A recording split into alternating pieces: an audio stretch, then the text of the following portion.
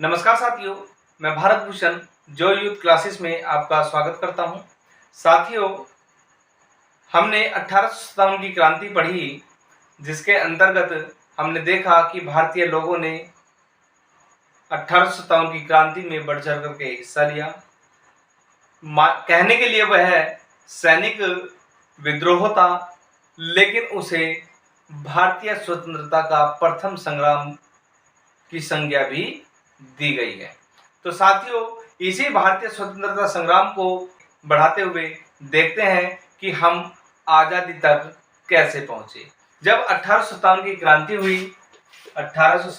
क्रांति हुई तो भारतीय लोग अंग्रेजों की क्रूरता से इतने परेशान हो चुके थे कि उनके अंदर भारतीयता की जो भावना या राष्ट्रीयता की जो भावना है वो हिलोरे लेने लगी।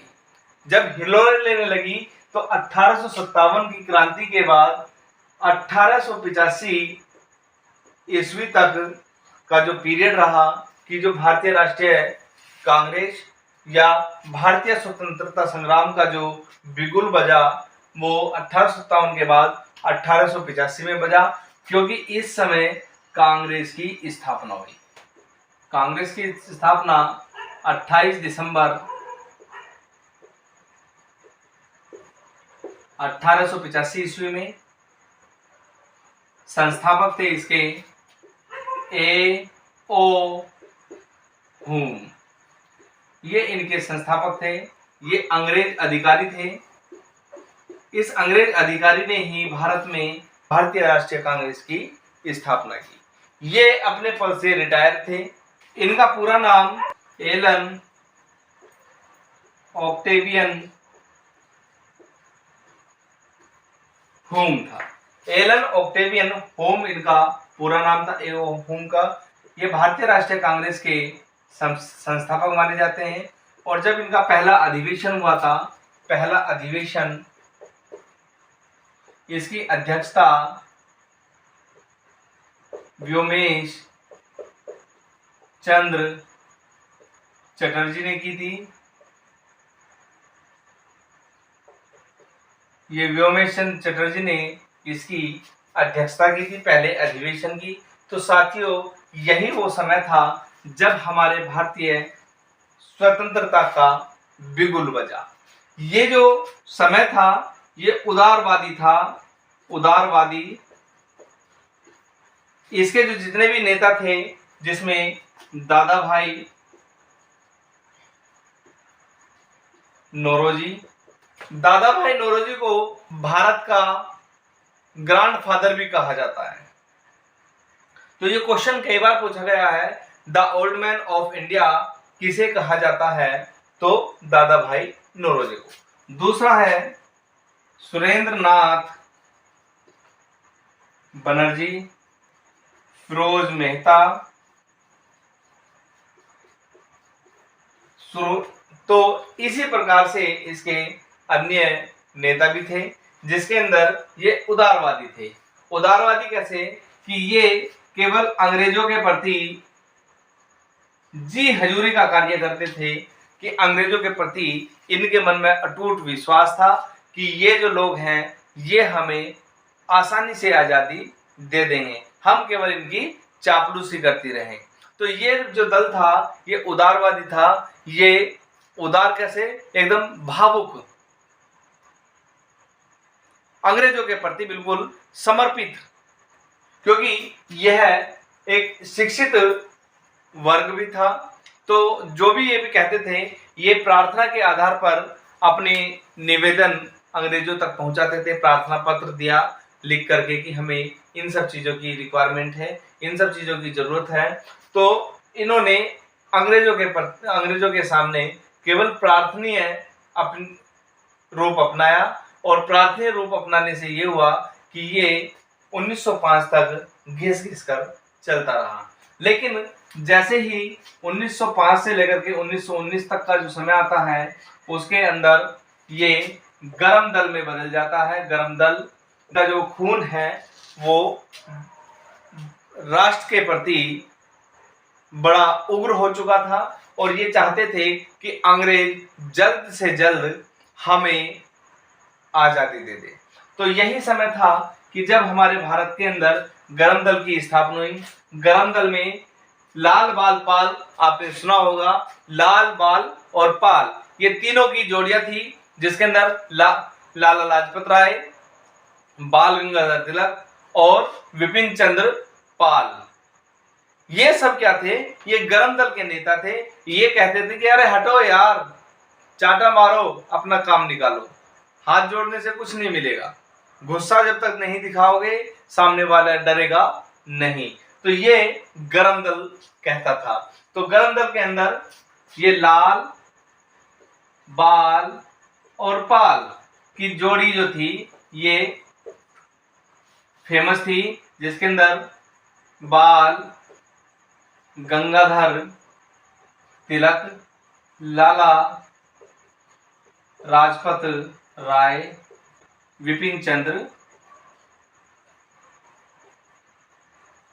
पाल, ये तीनों एकजुट होकर के 1905 से 1919 तक पूरे कांग्रेस पर इन्होंने अपना दबदबा बनाए रखा। और यही समय था कि जब इन्होंने बहुत सारे दलों का निर्माण किया। यहीं पर 1905 से लेकर के 1919 के बीच में ही कांग्रेस का 1907 में दो भागों में विभाजन हुआ, नरम दल, गरम दल। तो यह क्वेश्चन कई बार पूछा जा चुका है कि कांग्रेस का विभाजन कब हुआ, कांग्रेस का विभाजन किन दो दलों में हुआ, और ये हमारा क्वेश्चन कई बार पूछा गया है। तो कांग्रेस का विभाजन दो भागों में हुआ, नरम दल और गरम दल में। तो यहीं से हमारे भारत में जो स्वतंत्रता का जो स्पीड थी वो रफ्तार पकड़ने लगी, क्योंकि शांत प्रिय व्यक्ति भारत के अंदर कम थे और राष्ट्र के प्रति समर्पित अधिक लोग आ गए थे। 1907 में नरम दल और गरम दल का विभाजन हो गया, कांग्रेस का विभाजन हो गया। इसी समय, इससे पहले ही 30 दिसंबर 1906 में ढाका, जानते होंगे ढाका किसकी राजधानी है, आज के समय में बांग्लादेश है। उस समय यह भारत का हिस्सा हुआ करता था।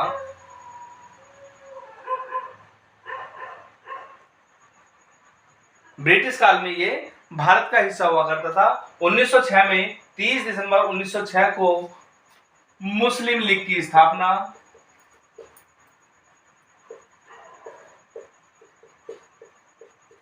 मुस्लिम लीग की स्थापना हुई। और मुस्लिम लीग की जो स्थापना हुई उसका श्रेय एच आगा खां को जाता है। ये एक मुस्लिम नेता थे जिसने मिंटो उस समय वायसराय था, तो उसके सामने अपनी मांग रखी कि हम मुसलमानों को अलग प्रतिनिधित्व दिया जाए। उसी के आधार पर इन्होंने 1906 में मुस्लिम लीग की स्थापना की थी। जब गरम दल की बात करते हैं तो गरम दल 1907 में अलग अलग हो गया था, क्योंकि मतभेद हो गया था उदारवादी दल के बीच में और गरमवादी दल के बीच में। गरमवादी दल के अंदर मैंने आपको बताया ये सब चीजें थी, ये तीनों नेता थे। और उदारवादी के अंदर तुम्हारे गोपाल कृष्ण गोखले, सुरेंद्रनाथ बनर्जी, मदन मोहन मालवीय जी, बदरुद्दीन तैयब जी इत्यादि जितने भी नेता थे वो उदारवादी में थे। तो उदारवादी दल थोड़ा भारी था और उग्रवादी दल या गरम दल कम संख्या में था। तो उदारवादियों ने गरम दल को बाहर कर दिया कांग्रेस से। 1916 में तिलक और एनी बेसेंट ने के सहयोग से लखनऊ अधिवेशन हुआ।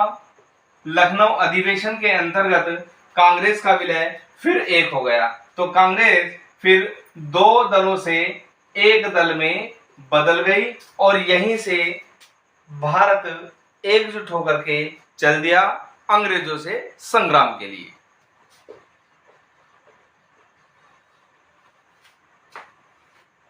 इसका तीसरा पॉइंट आता है, तीसरा भाग आता है 1919 से 1947 तक। जब हम 1919 से 1947 की बात करते हैं तो यह भाग आपका गांधी युग के नाम से जाना जाता है, गांधी युग। क्योंकि भारत में गांधी की जो एंट्री होती है 1915 में हो जाती है, जब प्रथम विश्व युद्ध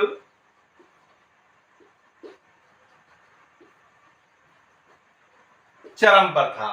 तो गांधी जी उस समय भारत के अंदर केवल एक ही उद्देश्य था इनका कि भारतीयों को अधिक से अधिक ब्रिटिश सेना में भर्ती कराया जाए। क्यों? क्योंकि ब्रिटेन, फ्रांस और अमेरिका ये तीनों मित्र दल के रूप में युद्ध लड़ रहे थे। बाकी सभी देश ध्रुवी देश कहलाते थे, जिसके विपरीत जर्मनी इनका लीडर था। तो 1900 प्रथम विश्व युद्ध उस समय चल रहा था। तो 1915 में जब गांधी जी आए तो ये केवल एक एजेंट के रूप में भारत के अंदर प्रवेश करते हैं, एजेंट बन करके। जब ये एजेंट बन करके आए तो 1917 में इन्होंने छुटपुट एक दो आंदोलन किए, जैसे बंगाल में नील का जो विद्रोह हुआ था, इनके माध्यम से होता, राजकुमार ने इन्हें गांधी जी को बुलाया। चंपारण में गांधी जी को बुलवाया गया था। उसके बाद सरदार वल्लभ भाई पटेल ने भी इन्हें अपने आंदोलन के लिए बुलवाया था कि थोड़ा सा सहयोग करेंगे। तो यहीं पर गांधी युग शुरू होता है 1919 से 1947 में। ये सारा जो स्वतंत्रता का ताना बाना है वो सब गांधी के चारों ओर घूमने लगा। जैसे पहला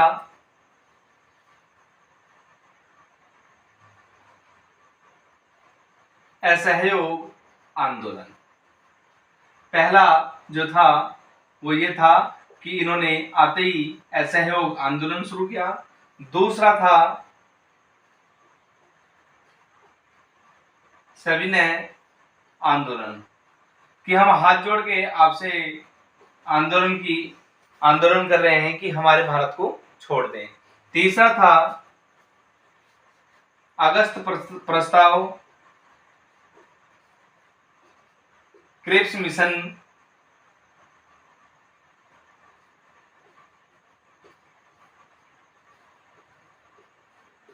और पांचवा था 1942 में भारत